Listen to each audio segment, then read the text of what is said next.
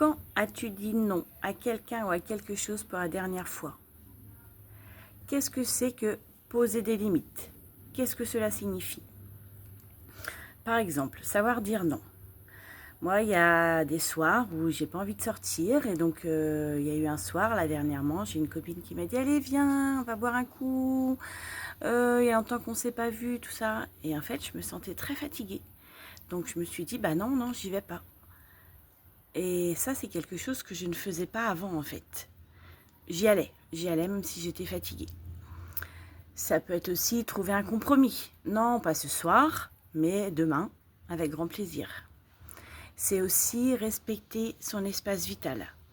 C'est-à-dire qu'il y a des personnes qui sont assez envahissantes et à qui vous n'avez pas dire et là, moi j'ai besoin d'un temps pour me poser. Par exemple, quand vous rentrez du boulot, vous êtes fatigué et il y a votre enfant qui vous saute dessus. Et vous pouvez lui dire attends, j'ai besoin d'un petit moment, là tu me laisses un petit quart d'heure et puis c'est ok quoi. Parce que quelles sont les conséquences à ne pas poser de limites? La fatigue, l'épuisement, la perte de motivation, la frustration. Alors du coup, dire non souvent, on passe pour quelqu'un d'égoïste. Ben, en fait non, c'est se respecter.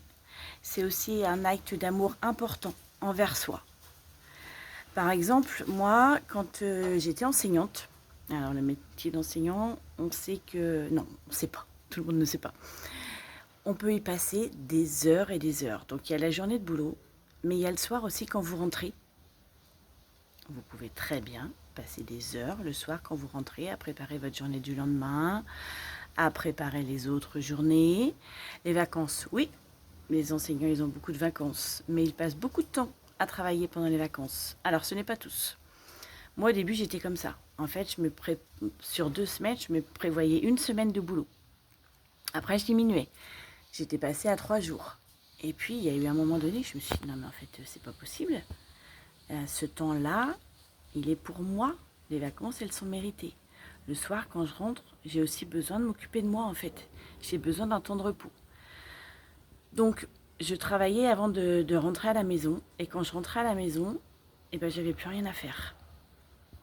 Donc, c'est ça aussi, savoir poser des limites. Que ce soit d'un point de vue professionnel ou d'un point de vue personnel. Du coup, je t'invite, toi, à réfléchir à un domaine, à une situation où tu as du mal à poser tes limites. Tu peux évidemment la partager en commentaire et si cette vidéo t'a plu, la liker. Et on se retrouve très prochainement pour la suite de cette série.